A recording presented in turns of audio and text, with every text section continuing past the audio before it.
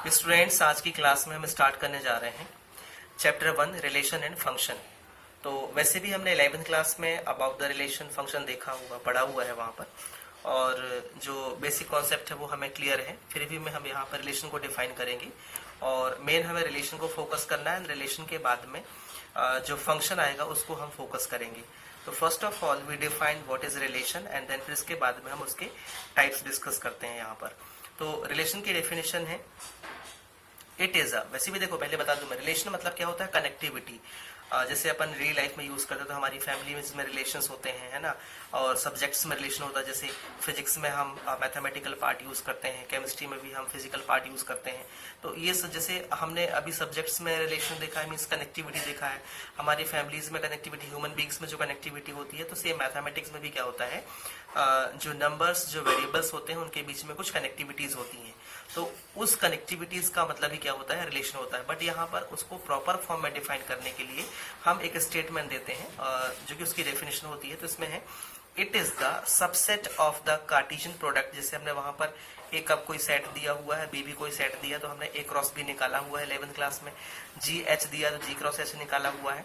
तो Cartesian product और simply a bunch of points, जिसको अपन बोलते हैं ऑर्डर्ड पेयर्स, मतलब जो ऑर्डर्ड पेयर हमने वहां पर बनाया हुआ है, जिसको अपन ने क्या बोला है, bunch of points also we can say, उसे हम क्या बोलते हैं, यहाँ पे रिलेशन बोलते हैं। In other words, the relation between two set is defined as the collection of the ordered pair। मतलब अगर हमारे पास में दो सेट दिए हुए हैं और उनके बीच में हमको रिलेशनशिप बनाना है, तो वहां पर वो क्या होता है, collection of the ordered pair होता है, in which the ordered pair is formed by the object from each set. मतलब जो हमारे पास में सेट दिए होते हैं तो उन सेट के एलिमेंट्स को यूज करके हम क्या बनाते हैं, ऑर्डर्ड पेयर बनाते हैं। एग्जाम्पल में हमारे पास में हमने कर्ली ब्रैकेट में ये पेयर्स बनाया हुआ है। तो इसमें हम देख रहे हैं कि -2, 1 का पेयर है, फिर 4, 3 का पेयर है, एंड 7, -3 का भी पेयर है। तो यहाँ पर ये जो फॉर्मेशन है ये किसको रिप्रेजेंट करेगा, यहाँ पर रिलेशन को रिप्रेजेंट करेगा। नेक्स्ट हम ले रहे हैं, टॉपिक है हमारा types of relation. Types of relation में सबसे पहली रिलेशन होती है empty relation.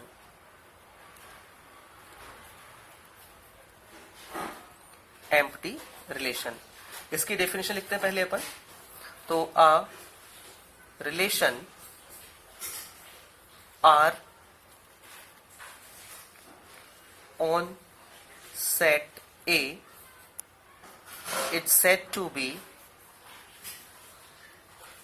an empty relation if no element of A is related to any element of A. Means एक ऐसी relation on a set A, it's said to be an empty relation जिसमें क्या हो, no element of A is related to any element of A. Means यहाँ पर set एक ही है और उस सेट का हमने कोई एक एलिमेंट लिया है, लेकिन उस एलिमेंट का किसी भी अलग एलिमेंट जो आपको सेट ए में ही है उससे कोई भी रिलेशन जब वहां पर नहीं होती है, तब उस टाइम पे हम उसको क्या बोलते हैं, एम्प्टी रिलेशन बोलते हैं। इसका एग्जाम्पल हम ले रहे हैं। तो एग्जाम्पल में हमने लिखा है let A is equal to we have 2, 3, 4, ये नंबर्स का हमारे पास में सेट दिया हुआ है एंड एक रिलेशन हम फॉर्म कर रहे हैं। तो रिलेशन है हमारे पास में R is equal to curly bracket A, B such that A, B belongs to A and AB greater than 20। Means A और B हमारे पास में क्या है, वो एलिमेंट है जो कहां पर बिलोंग करते हैं, सेट ए में बिलोंग करते हैं। अब ये हमारी मेन रिलेशन है। तो इस रिलेशन में हमने क्या लिखा है, ए बी ग्रेटर देन 20, मतलब ए और बी दोनों का प्रोडक्ट क्या होना चाहिए, 20 से ग्रेटर होना चाहिए। तो सपोज हमने यहाँ पर ए को 2 लिया है और बी को हमने 3 लिया, तो 2 3 जगह कितना होता है, 6 होता है। जो 6 है वो 20 से ग्रेटर नहीं है, मतलब कंडीशन फॉल्स हो जाती है। 3, 4 लिया सपोज हमने, तो 3 इंटू 4 क्या होता है, 12 होता है। तो 12 भी जो है वो 20 से ग्रेटर नहीं है। तब इस केस में जो ये रिलेशन है इसको हम क्या बोलेंगे, एम्प्टी रिलेशन। तो इज यहाँ पर हमने लिखा है a is equal to set और r इज इक्वल टू दिया हुआ है आपको a comma b such that a comma b belongs to a and a b greater than 20, then this will be an empty relation.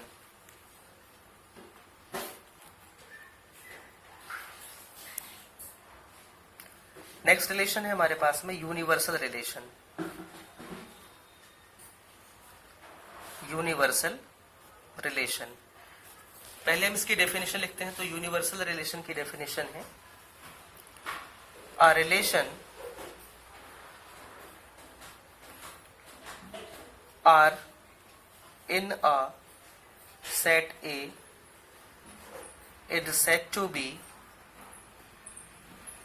a universal relation, is said to be a universal relation if each element of A is related to every element of A। Means यहाँ पर universal relation में हमने इसकी definition में क्या लिखा हुआ है कि a relation R its set is a set, a relation R in a set, ये है आपका in a set A its set to be a universal relation. मतलब पर्टिकुलर कोई एक सेट दिया हुआ है तो उसमें आर को हम एक यूनिवर्सल रिलेशन बोलेंगे। कब? जब क्या होगा, if each element of A is related to every element of A, मतलब ए का हर एक एलिमेंट जो है वो ए के ही बाकी के एलिमेंट से क्या हो, रिलेटेड हो। इसको एक एग्जाम्पल से हम समझते हैं। एग्जाम्पल है let A is equal to 1 2 3 and r is equal to we have a comma b such that a comma b belongs to a and a plus b less than 10। हमने एक relation form किया है। तो यहाँ पे देखिए a plus be less than 10 की condition दिया है हमने। तो a और b हमें कहाँ से लेना है, a से ही लेना है। तो कोई भी दो एलिमेंट आप ले लीजिए, उन दोनों का जो एडिशन है वो क्या होगा, 10 से लेस होगा। फॉर एग्जाम्पल हमने 1 2 लिया तो 1 + 2 क्या होता है, 3 होता है। 2 3 लिया तो 2 + 3 क्या होगा, 5 होगा। फिर हमने 3 1 लिया तो 3 + 1 क्या होगा, 4 होगा। तो ये सारे जो एडिशन यहाँ पर आ रहे हैं वो क्या है, सब 10 से लेस हैं। Then this will be a universal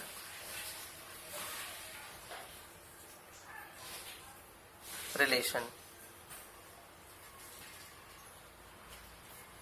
third है हमारा, और ये बहुत इंपॉर्टेंट है, आगे जो हमारी एक्सरसाइज आ रही है तो उसमें हमें इसे अप्लाई करना होगा और इसके बेस पे हमको एक्सरसाइज भी सॉल्व करनी है। तो थर्ड है हमारा रिफ्लेक्सिव रिलेशन। ये नया है, ये 12th स्टैंडर्ड का है, ये हमने 11th में नहीं पढ़ा हुआ है, तो यहाँ से आपको ध्यान देना है। रिफ्लेक्सिव रिलेशन, इसको पहले अपन डिफाइन करते हैं। तो let A be any non empty, non empty मतलब वो एम्प्टी नहीं है, non empty set, then a relation R on A is said to be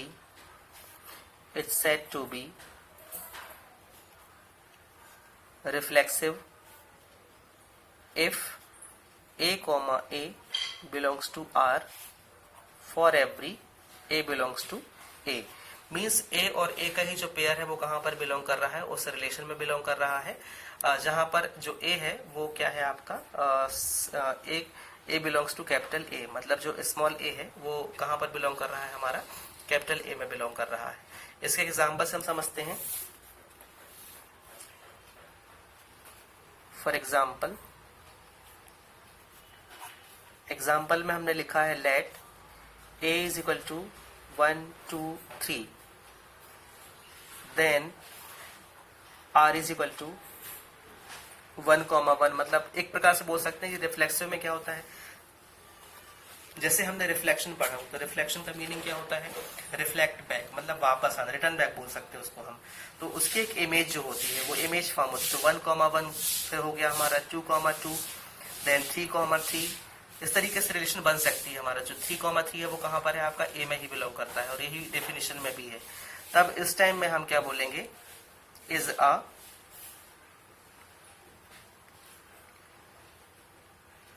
reflexive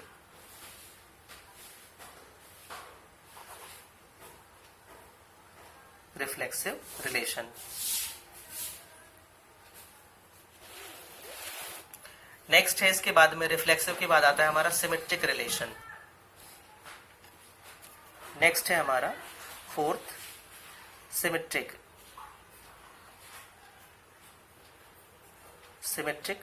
relation. इसको पहले हम डिफाइन करते हैं, फिर इसको हम एग्जांपल से समझेंगे। Let A be any non-empty set, then a relation R on set A is said to be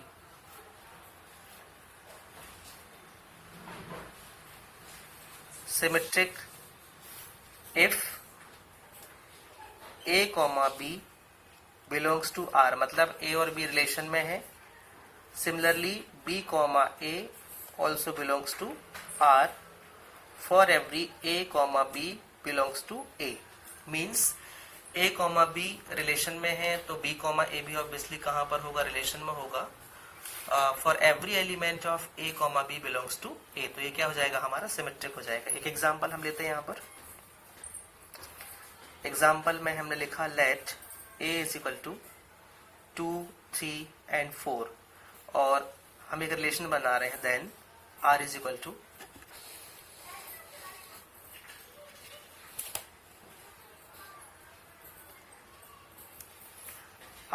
हमने एक रिलेशन फॉर्म किया है। तो रिलेशन में है हमारे पास में 2,2। देखिए ये रिफ्लेक्सिव को रिप्रेजेंट करेगा। 2,2, 3,4, यहां से हमने लिखा 4,3, 2,4, 4,2। तो इस तरीके से जो रिलेशन हमने बनाया है वो क्या है? यहाँ पर सिमेट्रिक को बताएगा। मतलब 3,4 रिलेशन में है तो इसका मतलब 4,3 भी क्या होगा? रिलेशन में होगा। फिर 2,4 रिलेशन में है, मीन्स 4,2 भी कहाँ पर होगा? रिलेशन में होगा। ये 2,2 जो हमने मेंशन किया है ये कंपलसरी नहीं है यहाँ पर, बट ऑलरेडी हमने रिफ्लेक्सिव रिप्रेजेंट कर दिया है, इसलिए मैंने यहाँ पर रिफ्लेक्सिव के लिए भी यहाँ पर वैल्यू मतलब मेंशन किया है रिलेशन में। बट हमें टारगेट किसको करना है? 3,4, तो 4,3, 2,4 देन 4,2। तो इस तरीके से ये क्या है? हमारा सिमेट्रिक रिलेशन हो जाता है। नेक्स्ट है हमारा फिफ्थ, ट्रांजिटिव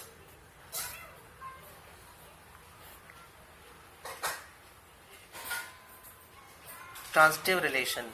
इससे पहले मैं समझा दूं कि जैसे अभी हमने देखा कि रिफ्लेक्सिव में क्या होता है? ए और ए दोनों कहाँ पर बिलोंग करेंगे? किसी रिलेशन में होंगे, मतलब उसकी सेल्फ इमेज बनती है रिलेशन में। जो सिमेट्रिक होता है उसमें अगर ए और बी बिलोंग कर रहे हैं रिलेशन में तो वहां पर बी कॉमा ए भी कहाँ बिलोंग करेगा? रिलेशन में जाएगा। सेम जब हम सिमेट्रिक की बात करते हैं, उसमें ट्रांजिटिव की बात करते हैं, तो ट्रांजिटिव में हमको एक अनदर एलिमेंट कंसिडर करना पड़ता है और वो एलिमेंट है हमारा सी। तो इसमें हम बोल सकते हैं कि अगर ए और बी किसी रिलेशन में है, बी एंड सी भी रिलेशन में, देन ऑब्वियसली जो ए और सी होगा वो भी कहाँ पर होगा? उस रिलेशन में होगा। तो इसकी पहले अपन डेफिनेशन लिखते हैं। तो इसकी डेफिनेशन में है let A be any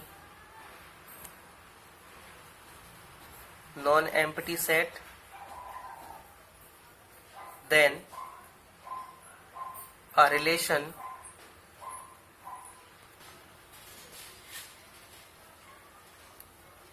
R on A is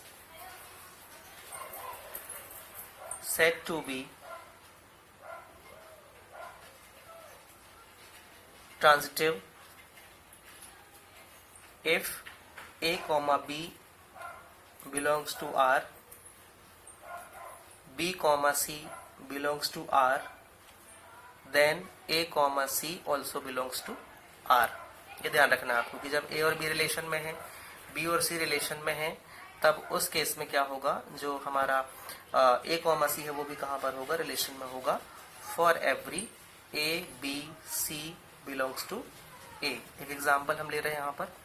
example में let A is equal to we have 1 2 3, then एक रिलेशन हम फॉर्म कर रहे हैं यहाँ पर। तो रिलेशन में ध्यान देना कि किस तरीके से यहाँ पर रिलेशन आपकी फॉर्म हो रही है। तो इसमें हमने लिखा है r इज इक्वल टू 1,1, ये तो रिफ्लेक्सिव हो गया, 1,2, 2,3 और 1,3। तो इस तरीके से जो रिलेशन है वो किसको रिप्रेजेंट करेगी यहाँ पर, ट्रांजिटिव को, कि 1,1। यहाँ पर देखिए 1 2 से रिलेटेड है, 2 3 से है, तो अब सी बात है 1 और 3 भी क्या होंगे, आपस में रिलेटेड होंगे। तो ये क्या हो जाता है आपका, is a transitive relation. Next हमारे पास में है 6th इक्विवेलेंस रिलेशन, जिसके बेसिस पे हमें क्वेश्चन भी करना है, और जो एक्सरसाइज है वो उसी पे बेस्ड रहेगी कि कोई भी क्वेश्चन आपको दिया है और उस क्वेश्चन में आपको क्या बताना है कि उसको प्रूफ करके दिखाना है, वेरीफाई करके दिखाना है कि वो क्या है, इक्विवेलेंस रिलेशन है। तो इसके लिए हम पहले लिखते हैं हेडिंग में इक्विवेलेंस रिलेशन। इसको सिंपली बोल सकते हैं कि कोई भी एक ऐसी रिलेशन जो रिफ्लेक्सिव, सिमेट्रिक और ट्रांजिटिव तीनों हो, तब उसे हम क्या बोलेंगे, इक्विवेलेंस रिलेशन बोलेंगे। अगर वो तीनों में से एक भी मिसमैच होता है, मतलब तीनों में से एक भी अगर वेरीफाई नहीं होता, तब उस टाइम पर हम उस रिलेशन को इक्विवेलेंस रिलेशन नहीं बोल सकते। तो इसकी डेफिनेशन है, आ relation R on set A is said to be an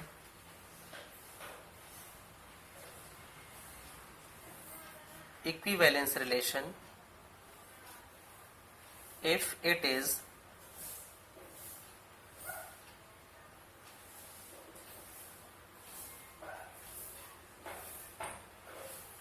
simultaneously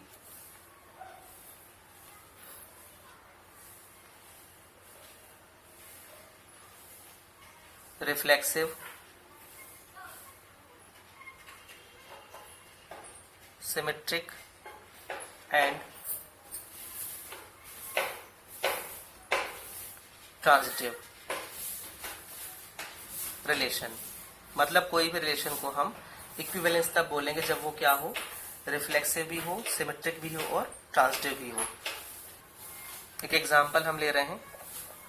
example में है let a is equal to 1 2 3 4 and 5, then r is equal to a comma b such that a comma b belongs to a and mod of a minus b is even,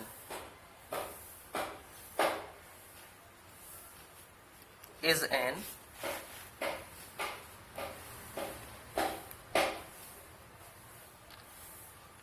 equivalence relation.